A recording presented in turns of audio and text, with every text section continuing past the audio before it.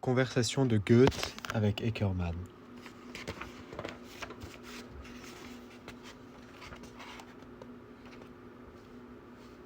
« 1823. Weimar, mardi 10 juin 1823. Arrivé ici depuis quelques jours, c'est aujourd'hui que je me suis rendu chez Goethe pour la première fois. L'accueil fut on ne peut plus cordial, et sa personne m'a fait une telle impression que je compte ce jour parmi les plus heureux de ma vie. Hier, sur ma demande, il m'avait indiqué midi comme étant le moment où je serais le bienvenu. À l'heure dite, je me présentai chez lui, où je trouvai le domestique chargé de m'attendre et tout prêt à me conduire à l'étage supérieur. L'intérieur de la maison me fit une excellente impression. Sans aucun luxe, tout ne laissait pas d'y être fort noble et fort simple. Divers moulages de statues antiques, dès l'escalier, révélaient le goût particulier de Goethe pour les arts plastiques et l'antiquité grecque. J'aperçus des femmes au rez-de-chaussée qui vaquaient à leurs affaires. Je vis aussi l'un des beaux enfants d'Ottilie, qui s'avança vers moi d'un air confiant et qui me regarda avec de grands yeux. Après un rapide coup d'œil à la ronde, je montai en compagnie du serviteur Locas jusqu'au premier étage. Il ouvrait une chambre sur le seuil de laquelle on devait enjamber des caractères écrits, le mot « salvé » en bon augure de l'accueil qui vous était réservé. Il me fit traverser cette pièce, puis en ouvrit une seconde, un peu moins spacieuse, où il me pria d'attendre tandis qu'il irait m'annoncer à son maître. La température ici était singulièrement fraîche et reposante. Un tapis étalé sur le plancher, un canapé rouge et des chaises de même couleur y composaient un ameublement des plus riants. Tout près, sur un côté, se trouvait un piano. Et l'on voyait au mur des croquis et des tableaux de tout genre et de toutes dimensions. Par l'embrasure d'une porte, le regard pénétrait plus loin dans une autre pièce également ornée de tableaux, celle que venait de traverser le domestique pour annoncer ma visite. Goethe ne tarda pas à paraître, vêtu d'un habit bleu et en souliers, une figure majestueuse. Je fus saisi d'émotion. Mais il dissipa toute gêne par ses paroles amicales. Nous nous assîmes sur le sofa. J'étais perdu de bonheur en le voyant si près de moi. À peine trouvai-je quelques mots à lui dire. Il se mit aussitôt à me parler de mon manuscrit. « Je sors d'avec vous, me dit-il. J'ai passé toute la matinée à lire votre ouvrage. Il n'a pas besoin de recommandations. Il se recommande de lui-même. » Il loua ensuite la clarté du style et l'enchaînement des pensées, en observant que l'ensemble reposait sur des bases solides et paraissait mûrement réfléchi. « Je veux presser l'affaire, ajouta-t-il. J'écris dès aujourd'hui par le courrier à Cotta, et demain j'envoie le paquet par la voiture postale. » Mes regards l'en remercièrent autant que mes paroles. Nous causâmes ensuite du voyage que je me disposais à effectuer. Je lui dis que j'avais surtout en vue la région du Rhin, où je pensais m'arrêter dans un endroit à ma convenance et écrire quelques nouveaux ouvrages. Toutefois, je me rendrai d'abord à Iéna pour y attendre la réponse de M. von Cotta. Goethe me demanda si j'avais des connaissances à Iéna. Je lui répondis que j'espérais entrer en relation avec M. von Knebel. Il me promit de me remettre une lettre pour que je fusse bien assuré de recevoir le meilleur accueil. « Allons, dit-il ensuite. Si vous êtes à Iéna, nous ne serons pas loin l'un de l'autre, et nous pourrons nous écrire au besoin. » Nous restâmes longtemps assis à côté dans une communion d'esprit pleine d'agrément et de charme. Je lui touchai les genoux, et sa vue me faisait oublier mes discours. Je ne pouvais me rassasier de le contempler. Ce visage hâlé, si énergique, tout en repli, dont chacun était plein d'expression. Une telle droiture en tout, une telle fermeté unie à tant de calme et de grandeur. Il parlait avec une lenteur aisée, comme on imagine volontiers que parlerait un monarque chargé d'an. À le voir, on se rendait compte qu'il trouvait son point d'appui en lui-même, et qu'il était au-dessus de la louange et du blâme. Impossible d'exprimer le bien-être que j'éprouvais en sa présence. Je me sentais tranquillisé, reposé, comme le pourrait être celui qui voit, après de longues fatigues et de longs espoirs, ses plus chers désirs enfin exaucés. Passant à ma lettre, il me dit que j'avais raison de prétendre que si l'on est capable de traiter ne fût-ce qu'un sujet avec clarté, on est apte à bien d'autres choses encore. Nous ne pouvons savoir comment tout cela tournera, dit-il ensuite. J'ai de bons amis à Berlin. Aussi ai-je pensé à vous ces derniers jours. Là-dessus, il eut à part soi un petit sourire aimable. Il appela mon attention sur ce qu'il me restait à voir durant ses jours à Weimar, et me dit qu'il prierait monsieur le secrétaire Krauter de bien vouloir me guider dans mes promenades. Avant tout, je ne devais pas manquer de visiter le théâtre. Il me demanda où je logeais et dit qu'il désirait me voir encore une fois et qu'il me ferait savoir à quelle heure. Nous prîmes affectueusement congé l'un de l'autre. J'étais au comble du bonheur, car la bienveillance éclatait dans ses moindres propos, et je le sentais on ne peut mieux disposé envers moi. Mercredi 11 juin 1823. J'ai reçu ce matin une invitation chez Goethe, sur une carte écrite de sa main. Cette fois-ci encore, j'ai passé une petite heure avec lui. Il m'a paru aujourd'hui tout autre qu'hier. Il se montrait en toute chose alerte et décidé comme un jeune homme.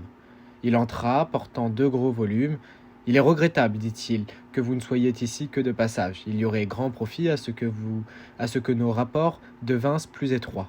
Je désire vous voir et parler avec vous plus souvent.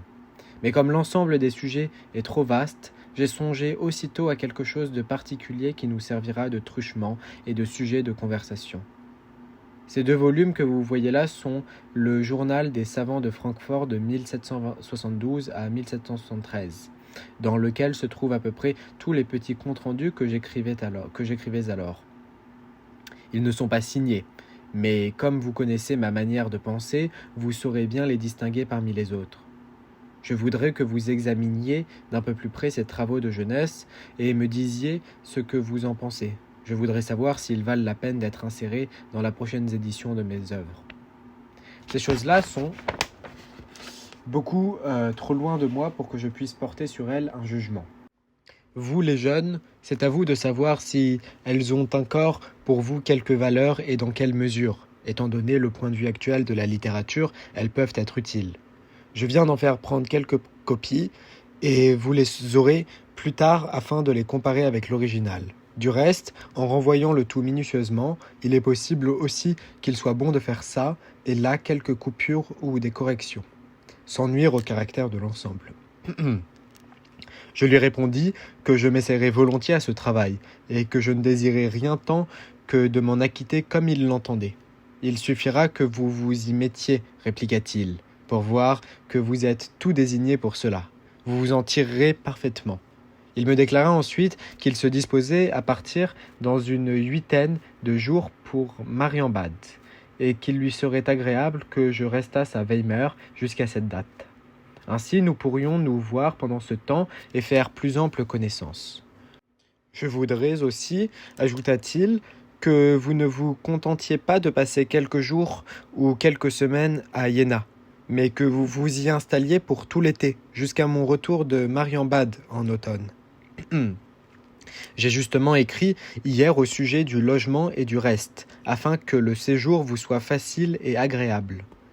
Vous trouverez là-bas des sources et des matériaux de tout genre pour continuer vos études, ainsi qu'un milieu très accueillant et cultivé. En outre, le pays est d'une telle variété que vous pouvez faire 50 promenades différentes qui toutes sont charmantes et presque toutes propres à de paisibles méditations. Vous trouverez le loisir et l'occasion d'écrire de nouvelles choses et en même temps de répondre à mes intentions. À de si bonnes propositions, je ne trouvais rien à objecter. Je souscrivis à tout avec joie. Il fut, lorsque je me retirai, particulièrement affectueux. Cette fois encore, il me fixa un rendez-vous pour le lendemain afin de poursuivre l'entretien. Lundi 16 juin 1823. J'ai fait, ces jours-ci, des visites réitérées chez Goethe. Aujourd'hui, nous avons surtout causé affaires. J'exprimais aussi mon avis sur les comptes rendus de Francfort, que j'appelais des échos de ses années d'université. Ce jugement parut lui plaire en tant qu'il indique le point de vue d'après lequel on doit considérer ses travaux de jeunesse. Il m'a remis ensuite les 11 premiers fascicules d'art et antiquité pour que je les emporte à Iéna, comme second travail à joindre au compte rendu de Francfort. Je voudrais, dit-il, que vous examiniez attentivement ces cahiers et que non seulement vous en établissiez un index général, mais notiez les parties qui ne peuvent pas être considérées comme épuisant le sujet. Ainsi, je verrai clairement les fils que j'aurai à reprendre et à renouer. Ce sera un grand allègement pour moi et vous en tirerez profit, car ce travail vous fera pénétrer bien plus profondément tous ces morceaux isolés que ne le ferait une simple lecture sollicitée par votre inclination personnelle. Je trouvais tout cela parfaitement judicieux et déclarai que j'assumerais volontiers cette nouvelle tâche. Jeudi 19 juin 1823. J'aurais bien voulu dès aujourd'hui être à Iéna, mais Goethe m'a prié instamment de rester encore jusqu'à dimanche, ajoutant qu'alors je pourrais partir par la poste. Il m'a remis hier des lettres de recommandation, dont une pour la famille de Frohmann. C'est un milieu qui vous plaira, dit-il. J'y ai passé de belles soirées. Jean-Paul, Tieck, les Schlegel, tout ce qui porte un nom en Allemagne a fréquenté là et y a trouvé des amis. C'est encore aujourd'hui le lieu de rendez-vous de nombreux savants et artistes ou de personnages en vue. Écrivez-moi dans quelques semaines à Marienbad pour que je sache comment vous vous portez et si vous vous plaisez à Iéna. J'ai dit aussi à mon fils d'aller vous voir pendant mon absence. Je me sentis reconnaissant envers Goethe pour tant d'attention, et j'étais heureux de voir qu'il me comptait au nombre des siens et voulait que je fusse considéré comme tel. Le samedi 21 juin, je pris congé de Goethe et partis le lendemain pour Iéna, où je m'installai dans une villa chez de braves gens très honnêtes. Grâce aux recommandations de Goethe, je rencontrai auprès des familles von Knebel et Frohmann un accueil chaleureux et noué des relations fort intéressantes. J'ai avancé à souhait dans mes travaux et j'eus en outre la satisfaction de recevoir une lettre de von Cotta, dans laquelle non seulement il se déclarait tout disposé à publier le manuscrit que je lui avais mandé, mais de plus m'octroyait des honoraires considérables, tout en permettant que l'ouvrage fût imprimé sous mes yeux à Iéna. Ainsi donc, mon existence était assurée au moins pour 1 an, et j'éprouvais le plus ardent besoin de mettre au jour durant cette période quelques nouveaux ouvrages et de jeter ainsi les bases de ma fortune d'auteur.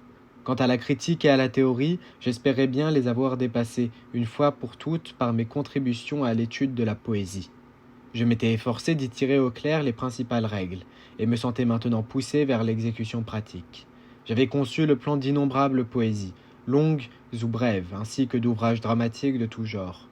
Il ne s'agissait plus, à mon sens, que de savoir vers quoi me tourner pour mettre au jour tranquillement un projet après l'autre. Le séjour à Iéna cessa de me plaire à la longue. C'était une ville trop calme et trop monotone. Je désirais un grand centre qui non seulement possédait un excellent théâtre, mais où la vie bâtit son plein. Je pourrais ainsi développer en moi les riches possibilités que la vie m'y offrait et ma culture personnelle achèverait promptement de s'y développer. En même temps, je comptais dans une ville de cette sorte passer inaperçu et pouvoir, à toute heure du jour, m'isoler en vue d'une production que rien ne voudrait troubler. En attendant, j'avais composé l'index des 4 premiers tomes d'art et antiquité que Goethe m'avait demandé, et je lui envoyai avec une lettre adressée à Marienbad, dans laquelle je ne l'entretenais en toute franchise de mes projets et de mes plans.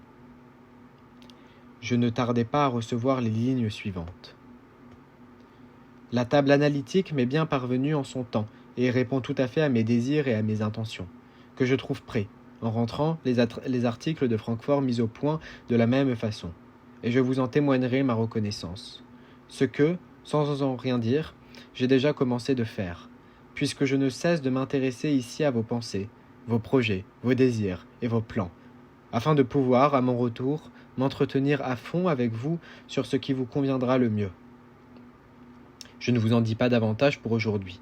Mon départ de Marienbad ne va pas sans me donner à faire et à penser. C'est avec un réel chagrin que l'on songe à la brièveté de ce séjour passé en compagnie d'hommes éminents. Puissais-je vous trouver dans une sereine activité, car c'est par là qu'on arrive le mieux et le plus purement à la connaissance et à l'expérience du monde. Adieu. Je me réjouis à l'idée de vous voir souvent et plus intimement. Goethe, Marienbad, le 14 août 1823. Ces lignes que j'avais la joie de recevoir de Goethe ne laissèrent pas de me rassurer. Je me décidai là-dessus à n'entreprendre aucune démarche de ma propre initiative, mais à m'en remettre complètement à ses conseils et à sa volonté. J'écrivis entre-temps quelques petites poésies, terminai la rédaction des articles francfortois et formulai mon avis dans un bref essai destiné à Goethe. J'attendais impatiemment son retour de Marienbad. Pendant ce temps, l'impression de mon volume Contribution à l'étude de la poésie touchait à sa fin. Et je désirais de toute façon prendre un peu de repos en faisant cet automne une brève excursion de quelques semaines dans la région du Rhin.